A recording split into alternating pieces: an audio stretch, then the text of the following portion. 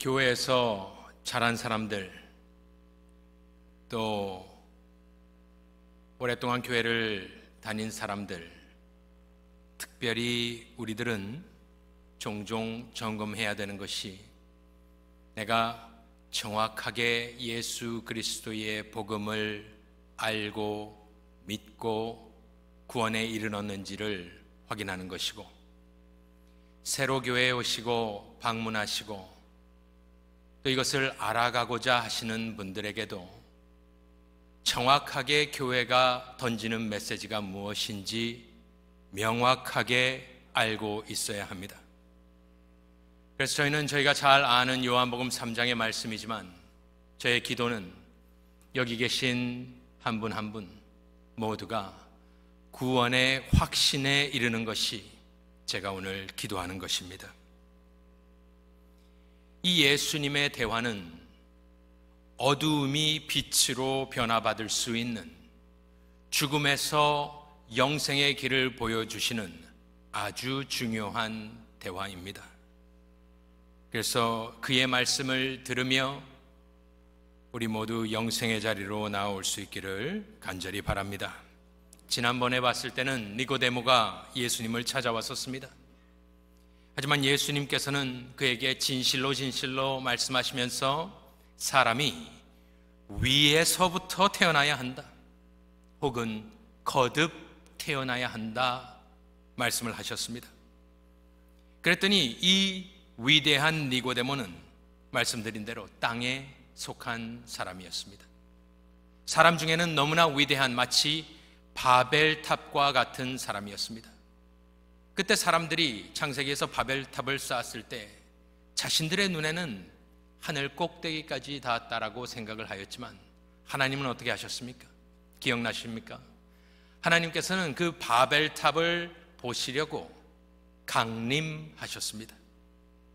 우리는 야, 높다, 하늘을 찌른다, 땅 하늘 꼭대기까지 솟았구나 생각을 하였지만, 하나님의 입장에서는 너무나 가소로워서 강림하시면서 보이지가 않는구나, 높이 올라왔느냐, 내가 한번 내려가 보겠다 하셨던 것입니다. 니고데모는 그렇게 높은 사람이었습니다. 위대한 사람이었습니다. 자랑스러운 사람이었습니다.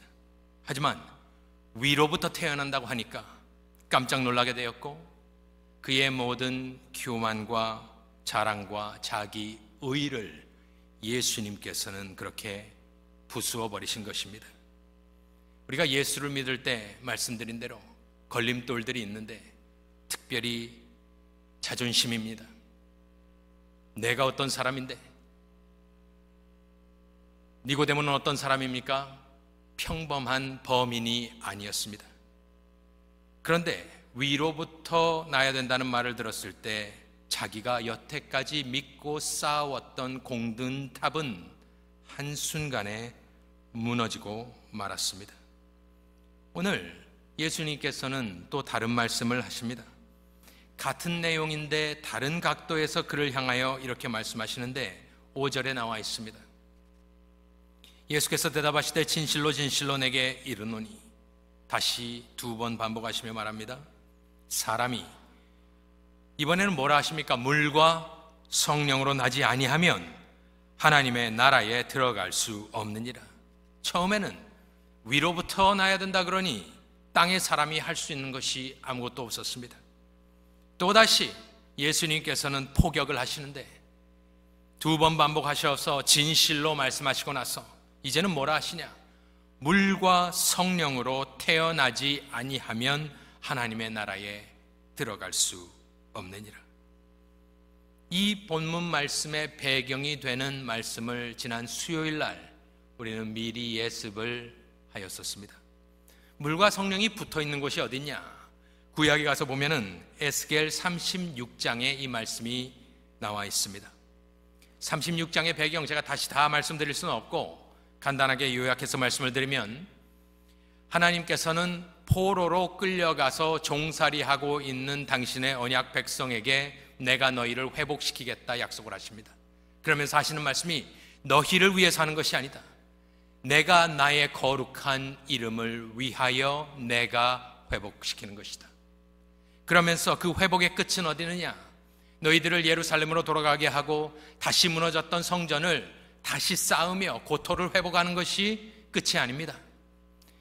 이 하나님의 회복의 끝은 무엇이냐면 바로 오늘 본문 말씀의 배경이 되는 에스겔 36장 25절로 27절의 말씀인데, 보여주시면 맑은 물을 너희에게 뿌려서 너희로 정결하게 하되 곧 너희 모든 더러운 것에서와 모든 우상 숭배에서 너희를 정결하게 할 것이며, 이것이 진짜 물이겠습니까? 아니죠. 성령의 능력과 역사로 죄 사함을 말씀하고 있는 것이며, 깨끗게 됨으로 끝나지 않습니다.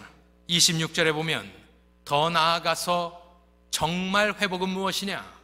또 새 영을 너희 속에 두고 새 마음을 너희에게 주되 너희 육신에서 굳은 마음을 제거하고 부드러운 마음을 줄 것이며, 또 내 영을 너희 속에 두어 너희로 내 율례를 행하게 하리니 너희가 내 규례를 지켜 행할지라 이야기를 하였습니다. 즉 예수님께서는 니고데모에게 무슨 말씀을 하고 있는 것이냐?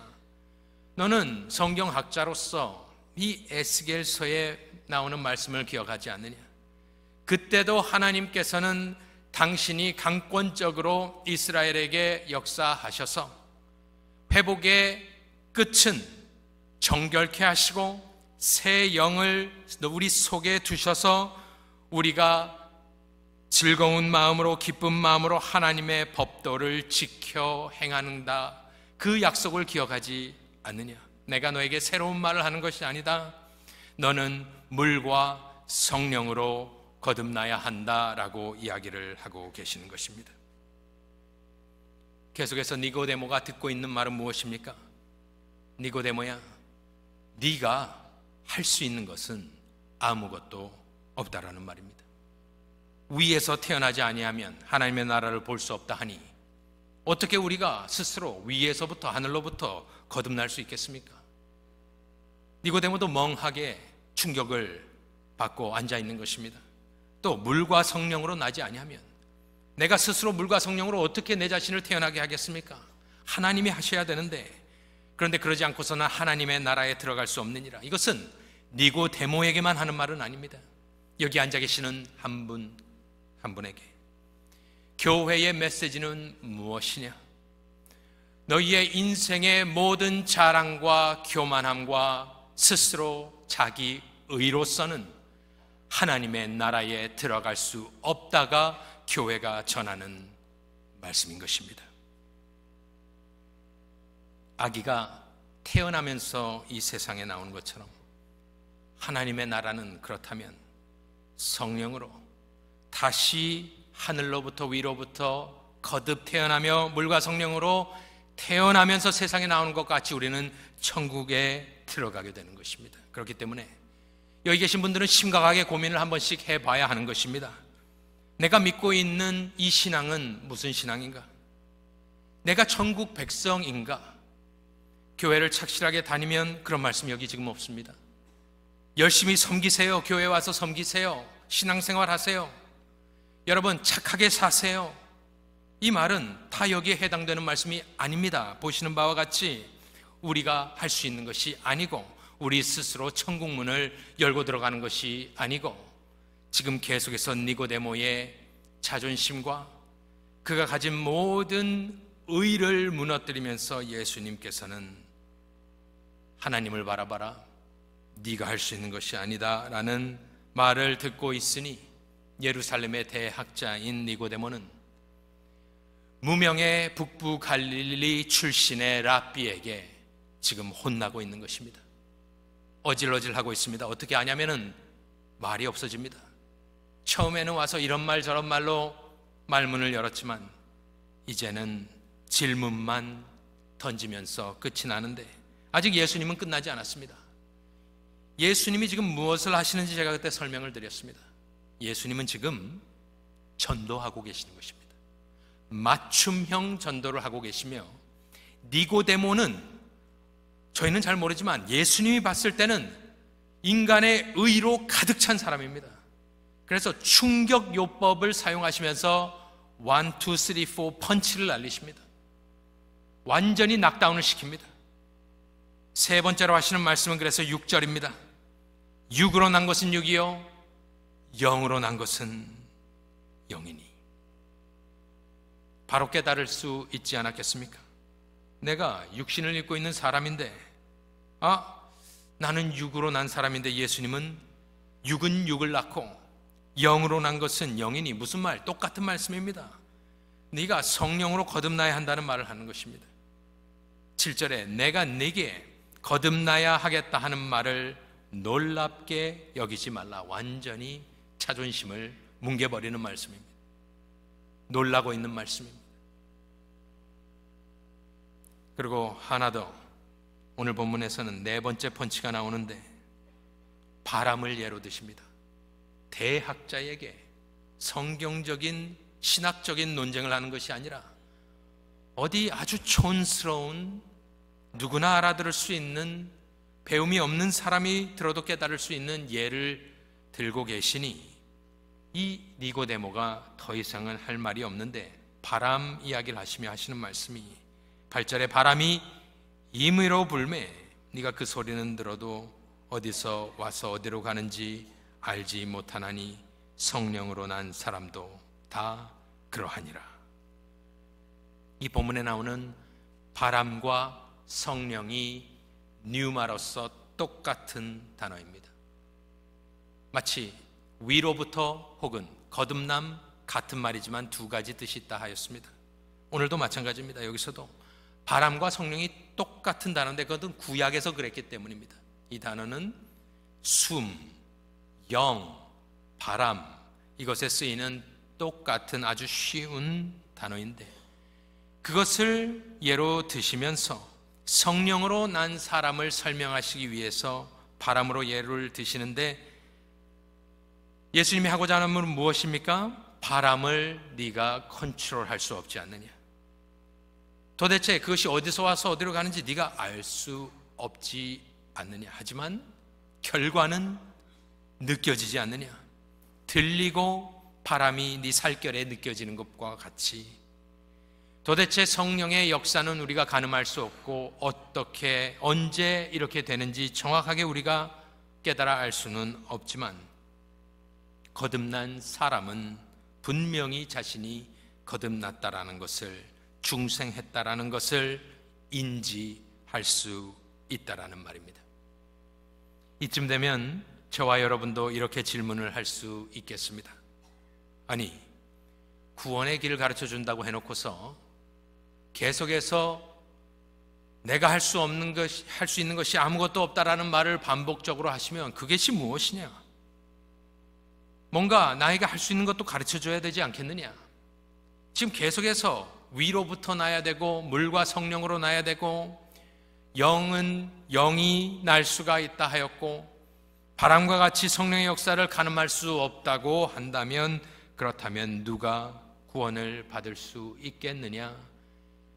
저와 여러분이나 니고데모나 똑같은 질문을 할 수밖에 없는 것입니다. 그래서 니고데모는 어떻게 반응하였나? 4절과 9절에 보니까 어떻게? 어찌? 이렇게 이야기하며 이제는 본문에서는 사라지게 됩니다. 이것을 보면서 우리가 깨달을 수 있는 것은 드디어 이제서야 구원이 무엇인지 깨닫기 시작하는 것인데 그것은 내 안에 모든 나의 의가 사라질 때 내가 할 수 있는 것이 정말 없구나. 그리스도교, 예수교, 예수 생명은 내가 무언가를 쌓아가는 것이 아니구나. 내가 착한 일을 하는 것이 아니구나. 이를 악물고 이제는 내가 제대로 좀 살아봐야겠다. 똑바로 살아야겠다. 그것만으로 되는 것은 아니구나를 깨달을 때 니고데모와 같이 도대체 어쩌란 말이냐 이 말이 우리에게 나오지 않는 이상 우리는 아직 복음을 이해하지 못한 것입니다. 그런데 예수님께서 바람까지 이야기를 해놓으시고 됐다 집에 돌아가라 이렇게 말씀하지 않으셨습니다. 중간 과정은 복잡하기 때문에 건너뛰고 결론적으로 예수님께서 황망해하는 이 니고데모에게 좋은 귀한 말씀을 해주십니다. 14절과 15절이 결론입니다. 모세가 광야에서 뱀을 든 것과 같이 인자도 들려야 하리니, 성경을 아직 잘 모르시는 분들은 이게 무슨 말인가 생각해 보면 민수기에 보면은 이 이스라엘 사람들이 워낙 말을 안 들으니까 하나님께서 심판하시러 불뱀을 보냅니다. 그러니까 불뱀에 물려서 다 죽지 않겠습니까? 그런데 그때 모세에게 살 수 있는 방법을 알려주시는데 놋뱀을 만들어서 장대에 높이 매어 세우라고 이야기를 하십니다. 그러면서 하시는 말씀이 뱀에 물린 사람들이 저 장대에 달린 놋뱀을 보면 살겠다라고 이야기를 하였습니다. 그래서 보는 사람은 살았다라고 민수기 21장에 나옵니다. 인간적인 생각을 했을 때 그것이 얼마나 웃기는 이야기입니까? 뱀에 물렸는데 놋뱀을 바라보라고 그러면 살겠다고. 그런데 예수님이 지금 이걸 알고 있는 니고데모에게 그 이야기를 끌어들이면서 설명을 하십니다. 그때도 그랬지 않느냐?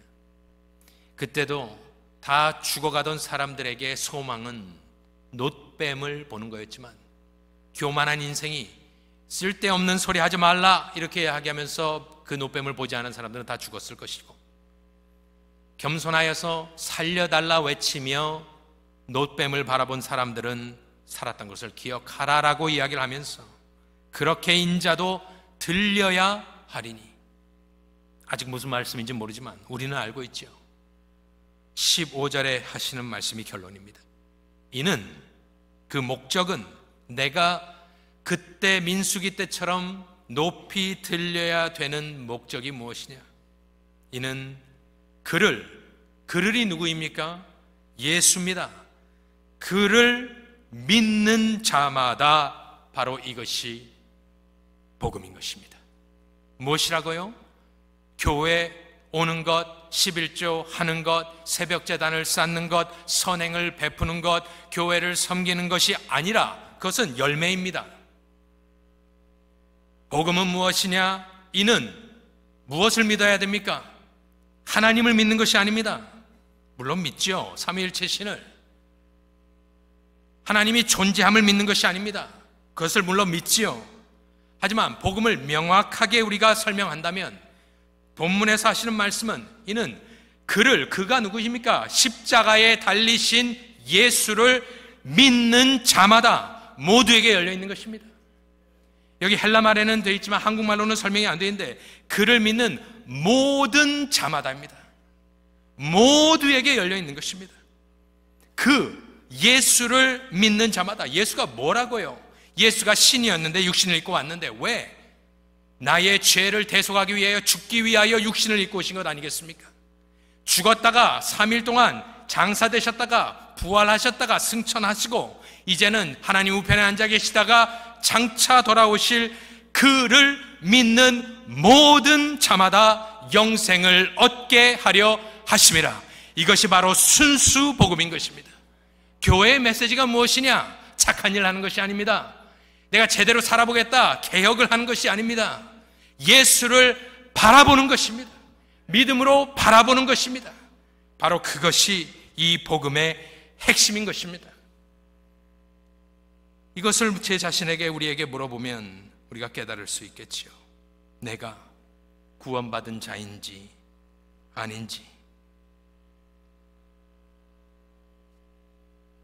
지금 계속해서 예수님께서는 하나님의 절대 주권을 이야기하셨지요.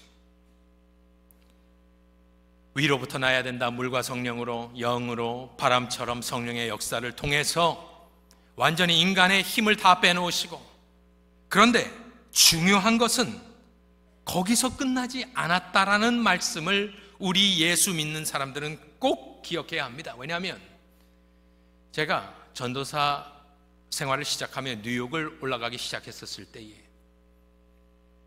이제 처음 학기를 이제 마치면서 시작을 하였는데, 그때는 뭘 모를 때였습니다. 신학생이, 그것도 1학년 1학기가 끝난 사람이 무엇을 알겠습니까? 내가 대학교 때 예수 믿고 구원받고 그 확신은 있었고, 성경도 대학생 때 어쨌든 몇 번 읽었습니다. 그리고 예수를 믿으면 구원받는다는 확신이 있었지만 복잡한 내용은 몰랐습니다. 그런데 금요일마다 가서 이제 금요일날 유스그룹 미팅을 하고 끝나면은 한 9시쯤 되는데 10시 반까지 시간이 있을 때에 제가 같이 이렇게 저와 같이 그 유스그룹을 섬기던 선생님이 있었습니다. 남자 선생님인데 2살 더 많았고 키도 190이 넘었으며 운동도 농구도 얼마나 잘하고 찬양인도도 잘하고 정말 대단한 분이었습니다. 그런데 얼마나 말도 잘하는지 가만히 들어보니까 이런저런 얘기를 하는데 저에게 이런 말을 하는 거예요. 전도사님, 이제 그 신학교를 다니면 그 신학교가 개혁주의 신학을 하는 신학교인데 하나님의 절대 주권을 믿기 때문에, 무슨 말을 하냐면 하나님이 다 모든 것을 예정해 놓으셨기 때문에 우리는 죄인에게 예수를 믿어라 라고 말을 하면 안 된다는 겁니다. 그런 초이스를 줄 수 없다라는 겁니다. 왜냐하면 하나님이 다 예정을 하셨기 때문에. 그런데 개혁주의는 예정론을 믿는 아주 엄숙하고 엄격한 신학이니까 전도사님은 저한테, 전도사님은 예수를 믿어라 이렇게 해버리면 이게 그때 말로 이제 생각해 보니까 무슨 아르미니우스주의인가 알미니아니즘이라고 하더라고요. 그래서 그때는 잘 모르니까 아, 그런가 보다, 맞아, 하나님이 모든 걸 예정했으면 믿으라고 얘기하면 그러면 안 되지 않겠는가? 라고 생각을 하였습니다. 그런데 시간이 지나면서 저도 성경을 읽고 신학 공부를 하고 또 이렇게 생활하다 보니까 그분 말씀이 틀렸다라는 것을 알게 되었습니다. 그것은 우리는 하나님의 절대 주권을 믿습니다. 죄인이 영으로 완전히 죽어 있기 때문에 그들은 반응할 수 없다는 것도 알고 있습니다. 하지만 우리가 또 하나 믿어야 되는 것은 무엇이냐면 우리의 책임은 예수님이 하신 그대로 예정론에서 끝나는 것이 아니라 그를 믿는 모든 자마다 영생을 얻게 하려 하심이라 라고 부담 없이 이 복음을 전할 수 있어야 됩니다. 이것을 제가 한국말로는 잘 모르겠습니다. 우리가 신학 공부할 때 Free Offer of the Gospel이라고 이야기를 합니다. 그런데 사람들은 이 절대 주권에 끌리거든요. 이 그 신학이 엄청난 신학이기 때문에 한 번도 들어보지 않은 하나님의 주권을 이야기하면 가슴이 뜨거워지고 웅장한 하나님을 만나게 됩니다. 그러다 보니까 다른 부분을 강조하지 않는데 오늘 말씀을 보니까 하나님의 절대 주권을 믿으시는 예수님은 니고데모에게 천국문을 열어주시면서 15절에서 나를 믿으면 누구든지 영생을 얻게 된다라는 약속의 말씀을 주시면서 그에게 직접적으로 지금 말씀하고 있지는 않지만 무엇을 합니까? 초대하고 있는 것입니다. 니고데모야, 너는 할 수 있는 것이 아무것도 없는데 단지 죄인의 책임이 있다. 네가 해야 되는 것은 바로 이 말씀을 믿는 것이다.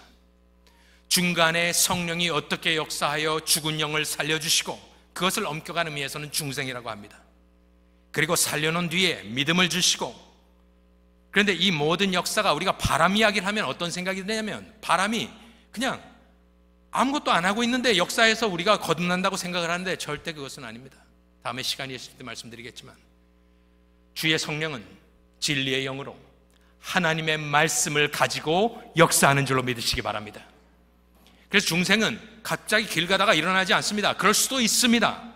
하나님은 하실 수 있어요. 하지만 평상시에는 하나님의 말씀이 있는 곳에서 주의 진리를 통하여 우리에게 복음을 들려주시고 언제 어떻게 우리가 되살아나냐, 그거는 바람이라니까요. 바람의 역사, 성령의 역사가 바람과 같다니까요. 그것을 우리가 깨달을 수 없고 딱 집어서 말할 수 없습니다. 하지만 우리의 책임은 무엇이냐? 예정도 믿고 영적으로 죽어있는 사람들의 그 상태도 믿으며, 하지만 주의 말씀을 선포하며 당당하게 죄인에게 주 예수 그리스도의 복음을, 그를 믿으라. 그러면 누구든지 그를 믿는 자마다 영생을 얻을 것이다 라는 말까지 정확하게 해줄 때에 그것이 바로 온전한 복음의 선포인 줄로 믿습니다. 그것을 어디서 알 수 있냐면은 1장 12절과 13절을 한번 보십시오. 같은 말씀을 이미 서론에서 다 해놓았는데 1장 12절과 13절을 보며 순서가 눈에 띄었습니다. 이번 주에 이것을 가만히 보니까 순서를 뒤바꿔 놨어요. 흑암 이야기를 해놓고 참빛이 이 세상에 와서 비추었는데 어둠이 깨닫지 못하고 여러 말씀을 1장에서 하시다가 그 다음에 이제 이 복음의 말씀을 이미 해놨는데 뭐라고 합니까? 영접을 먼저 이야기합니다. 영접하는 자, 곧 뭐예요? 인간의 책임이 무엇입니까? 죄인의 책임이 무엇입니까? 곧 그 이름을 믿는 자들에게는 하나님의 자녀가 되는 권세를 주셨으니 13절에 이는 혈통으로나 육정으로나 사람의 뜻으로 나지 아니하고 오직 하나님께로부터 위로부터 물과 성령으로 영으로 난 자들이니라 이 말씀을 하는 것입니다. 그런데 어설프게 개혁주의 신학을 어설프게 한 사람들은 예정론을 설교합니다. 중생을 강의합니다. 중요하고 알아야 되지만 죄인에게는 예정론이 필요한 것이 아니며 죄인에게는 중생을 정확하게 설명하는 것이 필요한 것이 아니며 죄인에게는 오직 피 묻은 예수 그리스도의 복음만이 필요한 줄로 믿습니다. 그렇기 때문에 1장 12절과 13절을 통하여 여러분들 이미 예수 믿는 사람들은 자유함을 얻으시길 바랍니다. 저에게 그 말을 했던 그 형님은 하이퍼 칼비니스트라고 하는 사람입니다. 사람이 모든 것이 예정되었으니 네가 할 수 없다라고 예수님이 거기서 끝내셨나요? 아닙니다. 예수님이 계속 하나님의 절대 주권을 강조하신 이유가 무엇이라고요? 지금 전도를 하는 거라니까요. 이 강팍한 니고데모를 무너뜨리기 위해서 예수님께서 계속해서 4번 정도에 걸쳐서 그 마음을 두드리면서 그 바벨탑을 모래성처럼 무너뜨리시기 위해서 예수께서는 절대주권 네가 할 수 있는 것은 아무것도 없지만 노뱀과 같이 내가 이제 장대에 높이 들려 매일 때가 오는데 그때 너는 나를 그를 예수를 속죄하심을 죽으심을 부활하심을 믿음으로 영생에 이르거라 예수께서 지금 전도하시며 초청하시고 천국문을 열어놓으셨습니다. 니고데모가 그것을 믿었는지 안 믿었는지는 하나님과 니고데모만 아시는 것이죠. 물론 복음서에 보면 나중에 한 2-5번 더 등장하는 모습을 보긴 하지만 그것만으로도 솔직히는 잘 모르겠습니다. 하지만 오늘 이 말씀을 통해서 우리가 깨닫는 것은 순수 복음은 오직 믿음만을 요구하며 그 안에 회개도 들어있습니다. 오직 믿음만을 요구하며 예수의 이름으로 영생을 받을 수 있는 것을 믿는 것이 복음이다라는 것입니다. 믿음으로 들어가는 나라인 것입니다. 믿을 때 어떻게 됩니까? 예수께서 13절에 보면 예수만이 하늘에서 내려온 자이기 때문에 우리가 예수를 믿을 때 그와 연합하여 위로부터 태어나게 되는 것입니다. 예수께서 마태복음에 보면 그는 성령과 불로 너희에게 세례를 베푸는 분이다 이야기를 했기 때문에 우리가 예수를 믿을 때 우리는 물과 성령으로 태어나게 되는 것입니다. 그래서 죄인이 천국에 오는 길은 단 하나의 외나무 다리가 놓여져 있는데 그 외나무 다리를 가만히 들여다보면 이름이 쓰여 있는데 믿음의 다리라는 이름인 것입니다. 그래서 저와 여러분은 오늘 이 익숙한 말씀, 하지만 우리 교회에 최근에 오셨거나 잘 모르시거나 하시는 분들 이 다리를 건너셨는지 한번 물어보시기 바랍니다. 자신에게 내가 이 다리를 건넜는가? 내 스스로 예수를 바라보며 나를 도와달라, 나를 구원해달라, 내가 할 수 있는 것은 없지만 이 말씀에 의지하여 내가 이 외나무 다리를 건너겠습니다. 건넜습니까? 구원의 확신이 있습니까? 오늘 당장 죽으면 천국 앞에 가서 내가 예수 이름으로 천국문에 들어갈 수 있는 확신이 있는지 없는지 우리가 한번 스스로 점검해보는 그런 시간이 되시길 간절히 축원합니다. 오늘은 혹시나 이 가운데에 예수님을 영접하지 않은 사람도 분명히 있을 수 있지 않겠습니까? 교회가 큰데. 그래서 제가 영접 기도를 하며 오늘 설교를 마치도록 하겠습니다. 우리 다 같이 눈을 감고, 이미 예수 믿는 분들은 할렐루야 하나님을 찬양하시고 주의 은혜를 찬양하시고, 또한 내가 잘 모르겠다, 솔직히 잘 모르겠다, 솔직히 잘 믿어지지 않는다, 믿고 싶다, 나도 니고데모처럼 내 자신을 의지하였지만 이제는 내가 이것을 믿기를 원한다 생각하시는 분들은 제가 이 기도를 할 테니 속으로 따라 기도하시며 구원의 확신 가운데 이르시길 바랍니다. 주님, 나는 죄인입니다. 회개합니다. 오직 나의 소망은 나를 위하여 내 대신 내 죄를 지고 십자가에 죽으시고 내 죄를 다 사시고 부활하신 예수님만이 나의 참 소망임을 고백하며 예수 그리스도를 믿고 영접합니다. 내 안에 찾아와 주셔서 나를 다스려 주시고 주님 원하시는 사람으로 만들어 주옵소서. 천국 백성됨을 믿고 감사하며 예수님의 이름으로 기도합니다. 아멘.